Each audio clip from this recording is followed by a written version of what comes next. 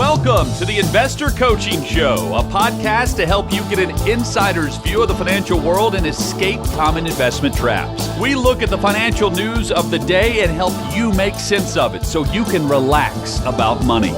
And here's your host, Paul Winkler. Alrighty, back here on the Investor Coaching Show. Paul Winkler along with Jim Wood. PaulWinkler.com is the website that you can check out for all kinds of information out there, including the new Medicare workshop that we've got out there. That'll be something you can check out because a lot of people are this time of year trying to figure out Medicare Advantage, what do you do? And then you go to the steak dinner and they try to sell you an annuity. And then you don't learn anything that great about Medicare, but well, you had a good steak and now you got an investment you can't get out of. But anyway, Jim, I digress. You can tell I love this stuff. So what's on your mind? Well, I came across an article, Journal of Financial Planning, called the 2025 Trends in Retirement Planning. And of course, that's what we do. 2025. So it's current, and I just wanted to see, okay, well, what are these trends and how they did it? Surveyed 167 financial planners. Okay. Some were people, were registered investment advisors. Some were brokers. So some had commission, some didn't have commission and all that. But in general, just ask them a bunch of questions and stuff. I thought it'd be interesting to share some of the results. Yeah. So what are they doing? Well, let's talk about investment product recommendations. So the question was really rank the following criteria in order of importance, that type of question. Okay. So as it should be, at least in my opinion, the most important thing was suitability for clients' risk tolerance and suitability in general. Yeah, was the primary thing. Well, not risk, but this was just, they were just referring to it as suitability. So it doesn't have to be in your best interest, just has to be suitable. Okay, go ahead. Well, I just think in terms of a product being suitable, because you look at the things... that's the minimum barrier to get over. But yeah, go ahead. That's my point, is that only half thought that was important. Only half thought the minimum, bare minimum... They had other things that they thought were more important. Yeah, whether I could make my car payment or buy a new car. Guess where these people worked? Where? Ability to provide guaranteed monthly income in retirement. Oh, annuity salespeople. Exactly. Yes, guarantee. Now, I did a thing on that last week, by the way. I talked about what if you had gone in, and I used the period in time I used two different 25-year periods, Jim. And I took an annuity, and if you actually used it what it was designed for, annuitize it, and I took from 2000 till now, and how much your purchasing power would have gone down. And then I took the previous 25-year period to that. And it was like and I have that one in front of me, 1975, 1990 to year 2000. If you had invested and gotten a $37,000 income from your annuity, how much would your income purchasing power be 25 years later? Answer, $10,000.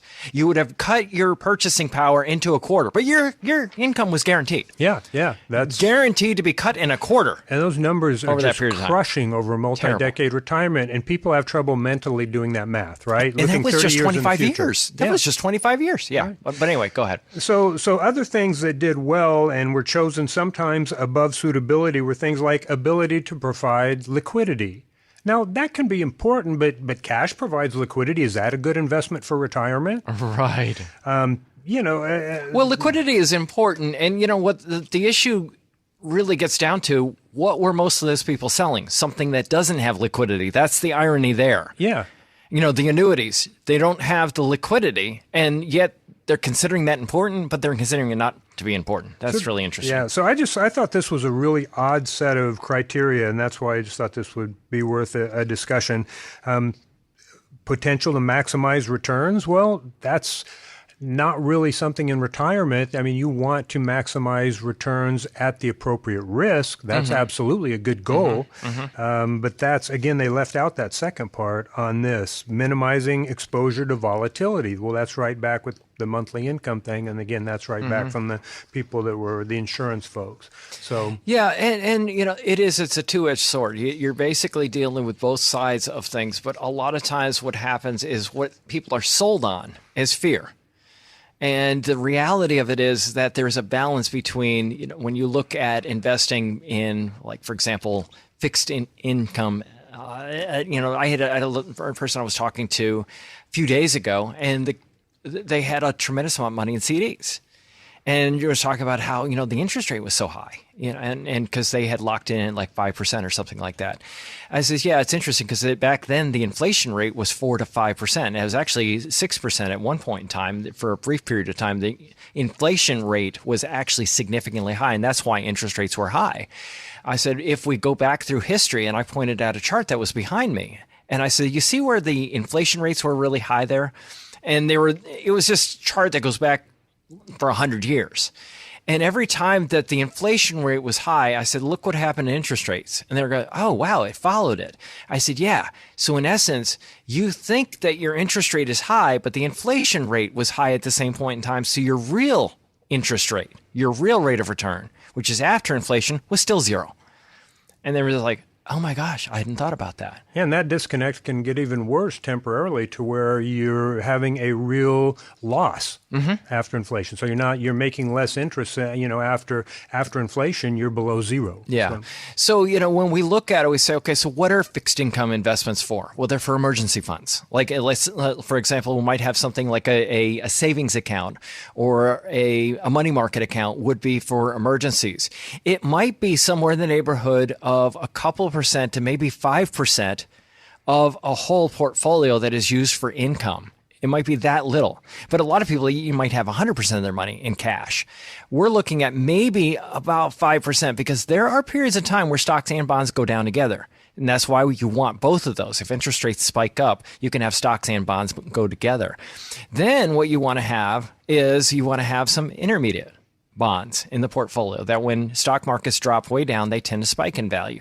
But then you want some large companies in because sometimes their large companies are going to be doing better than everything else. Sometimes you want small companies will be doing better than everything else. So that's why we want that. Sometimes economies of scale is a big deal and large companies will do big. If you're big, you get to buy in bulk and things like that. Sometimes, or you're larger and you can make infrastructure improvements that are hard for smaller companies. Sometimes it's really great for small companies because if interest rates are coming down, small companies tend to borrow more money. And when interest rates come down, small companies tend to do better. So just recognize that real diversification means that you're going to have all different types of things. And that is what's critical in the investing process.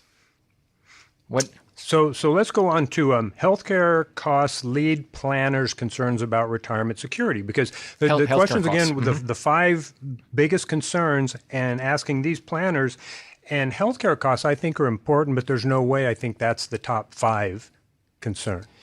Top 5 for people, healthcare costs? Yeah. I think it's a pretty big deal. I think it's up there, but to me, and they contrast this with, they did another one where they asked clients, where the clients, and running out of money. That to me that's the chief concern. Right. That's more than healthcare. Healthcare's part of that. Well, yeah, and will healthcare be the thing that leads to running out of money? Would be the thing that maybe is going on. Maybe there's I don't know. Between those two things. The other things that these are what planners, so not clients, but planners felt, overconsumption early in retirement was one that planners worry about, which I thought that was really interesting because I don't really feel that way. I don't think there's a few clients that I worry about overspending, but if I'm having that concern, I'm certainly having that conversation. But I think most people, we go through the income planning and how do you take an income off a portfolio and all that, and they seem, almost everybody gets it and does it. Right. And so it's something that, personally, I don't really feel like I worry about that part that much. Well, the way I explain that, Jim, to people is I'll say, okay, now a lot of times you're going to have a problem. You've been saving your entire life. Matter of fact, I had a conversation with a client this week about that. So you've been saving your entire life. You're getting to go into retirement. I'm going to tell you one of the things that's going to be hard for you. And it's like, what? I says, it's going to be hard for you to actually start to spend money. Just simply because you have programmed yourself to save. Now you're looking at retiring. You're looking at stopping working. And both husband and wife were both looking at stopping working. And I said, it may be hard for you to get into spending mode. And here's how I'm going to get you over the hump. You ready? And it's like, yeah, we're ready. What? And I said, it was you, both of you, at work forever, producing an income. When you invest, you are owning companies in maybe 40 to 50 countries around the world. And you might own 40 to 50,000 different companies, stock in that many companies. If you're really, really well diversified, you're going to be that well diversified where you own companies in countries all around the world with millions upon millions of people working on your behalf. And what they're going to be doing is producing an income for you, because that's their job, is to make earnings for that company that you own. And now, instead of being just reliant on you being able to get up and go to work and your job being there, now you've got this level of diversification, and just recognize that's what's going on. And it's like, sigh of relief. Yeah, that's kind of cool. And it's funny that you mentioned that, because one of the clients' top stated fears, adjusting to spending money when they're no longer earning income, which is exactly what you just described. I do find that is a psychological barrier to get over, because some people, they've been just so used to saving that getting to spend is like pulling teeth. And I like what you're talking about, too, when you talk about companies, and not stocks, but companies, that people that are there working. Yes. When you look at, okay, how many of us, I have an iPhone out on the table here, how many of us have iPhones? How many of us, use Google? Right. I use DuckDuckGo, but a lot of people use Google. Sure. Yeah. We have a cell phone service with Verizon. We get insurance from insurance companies we know. We buy things from Procter & Gamble. If the market goes down, do people quit buying all this stuff? No. Right? Do those companies just go away? Are they going to go to zero? No, exactly. And if you do have tens of thousands of companies going bankrupt simultaneously around the world, we got a bigger problem. Yeah. You better be really good at gardening, or right, yeah, or something like that, or that is. Hope you have a big walnut tree. Yeah. You got a bigger problem. So the things that we worry about, and this is anxiety is we're just like going, oh, I got this fear about the future, but if we really think through, what would bring the downfall that we're worried about? It would have to be something so catastrophic that no matter what you did, you wouldn't be protecting yourself. You went to an insurance company and put your money in an annuity, which you know how I feel about those. But if you had that happen, will the insurance company survive this condition? There's no freaking way that they would survive such a calamity.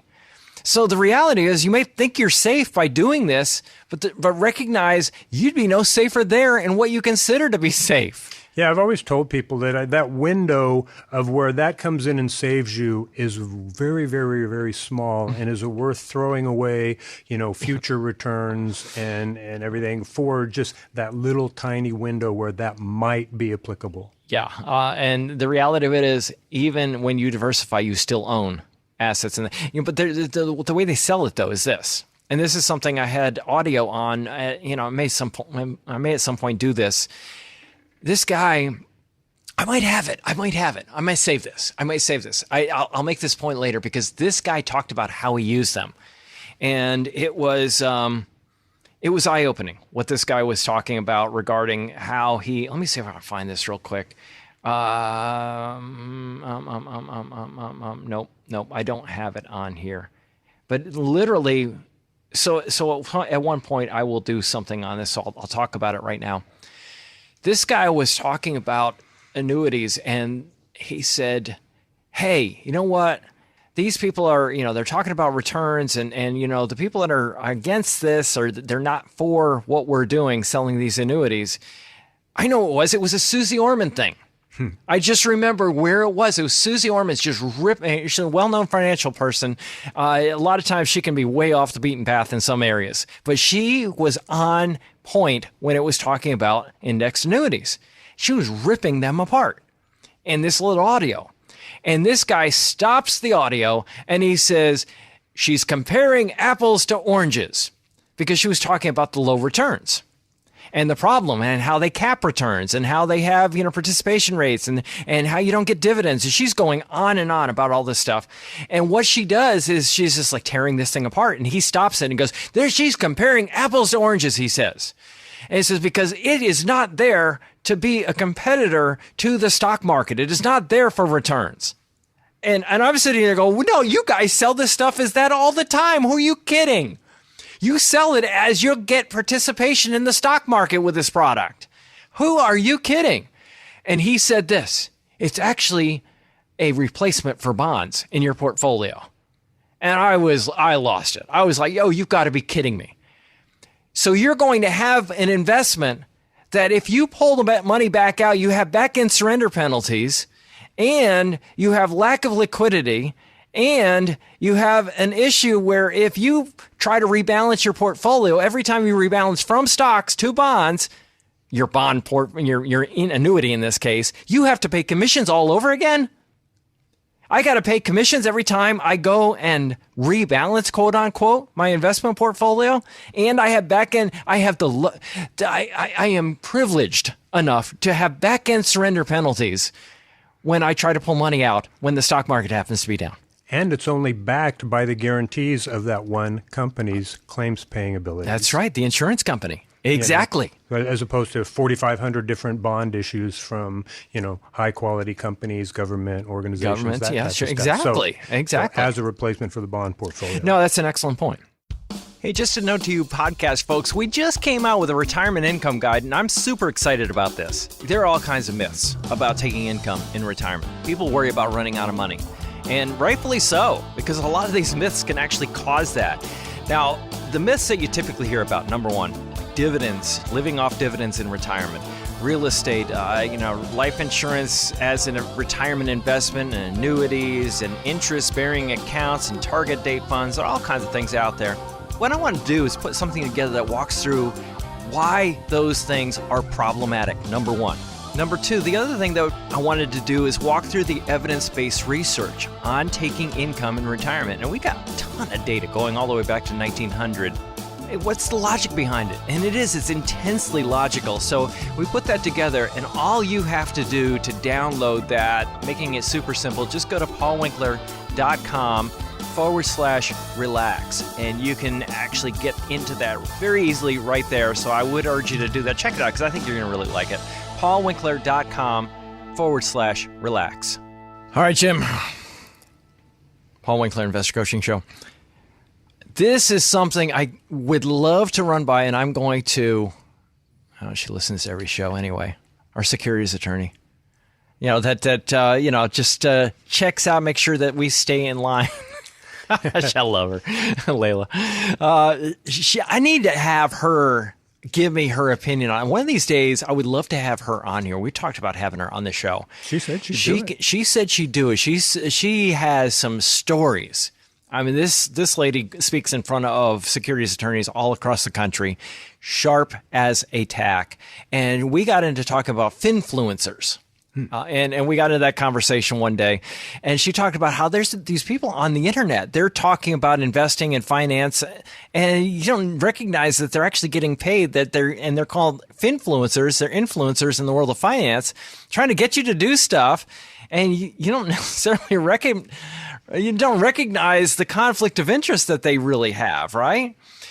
Well, I would love her opinion on this one. I got this brochure in the mail. And it was Maximizing Social Security, free education class. Now, I'm collecting all kinds of dinner, these things. You get to go dinner at some steakhouse, and you get to have this really fancy dinner, and they go to this presentation to help you with taxes. They're going to help you with Social Security. They're going to help you maximize your retirement. They're going to talk about the new tax laws that have just gone through, and that's what they're going to do. They're going to help you out for free because they're just really nice. Well, this one got my attention because it's different from most of the ones that I've seen. It is put on by a nonprofit, a 501c3 nonprofit organization. And I'm thinking, whoa, wait a minute. That almost smells legitimate. And how I would love to know. I want to get an accountant's, somebody in the IRS's opinion. I would love to get Layla's, a securities attorney's opinion on this whole thing here, because this stinks to high heaven to me. And basically what they're talking about here is they're having these different workshops at different, and they'll typically do it at educational-oriented institutions. They may do these types of workshops at colleges, on college campuses, because the colleges need to make more money, so they rent out the rooms. They may do it at libraries. They'll do it in high schools. They'll do it someplace that, you you kind of connect it with education, right? And it makes you think, oh, this is connected, but they'll put in the fine print, it's not connected to the college, right? In the very fine print. But think about it, where you're going, you just feel like you're going to an educational institution, so you feel like it should be really good stuff, right? Well, what I did is I asked Scott up here in the Goodlettsville office, I asked him to do a little bit of investigating about this. And he said, well, what do I look for? I said, look for who they want to have teaching the classes, first of all. Who do they want to teach these classes? Do they have some professor teaching the classes? No, actually, they have financial people. And I don't know exactly, because we didn't have them go that far down the rabbit hole, whether they paid to be able to teach the classes or what, or how that exactly works. There's probably something like that. That's usually what it is. Yeah, Jim. I don't know this particular case, but okay. I have seen in the past where there was maybe a nonprofit that would set these things up, and it was run by an insurance marketing organization. And so it was a legit nonprofit, the organization itself. It was. But the idea was that the financial advisors who sold the products of the financial or the insurance marketing organization would be the ones that would ultimately give the classes and therefore meet the people and hopefully sell them insurance products. Well, that makes a ton of sense because the person that runs this organization, there was somebody that was running it. There was a lady that didn't have anything to do with the investing industry. Somebody else that was in there that did come from the insurance industry. But they basically had $472,000 of total revenue. And then they had some other advertising and promotion expenses, but they basically had functional expenses of $480,000 and 360, most of that money, a huge chunk of that money, almost $361,000 went toward mailing costs.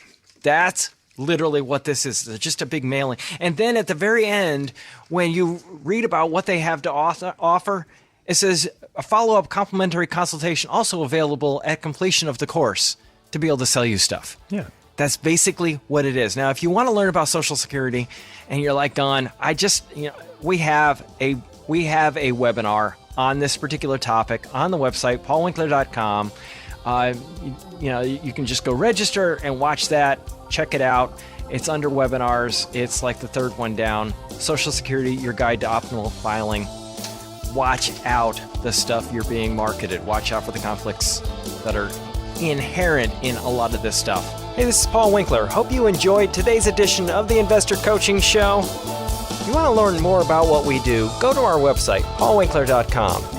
Until next time, I'm Paul Winkler, reminding you that I believe that more educated investors are more confident investors, and confident investors are more successful investors. Have a great one. Advisory services offered through Paul Winkler, Inc., an SEC-registered investment advisor. The opinions voiced and information provided in this material are for general informational purposes only and not intended to provide specific advice or recommendations for any individual. To determine what investments are appropriate for you, please consult with a financial advisor. Paul Winkler, Inc. does not provide tax or legal advice. Please consult your tax or legal advisor regarding your particular situation.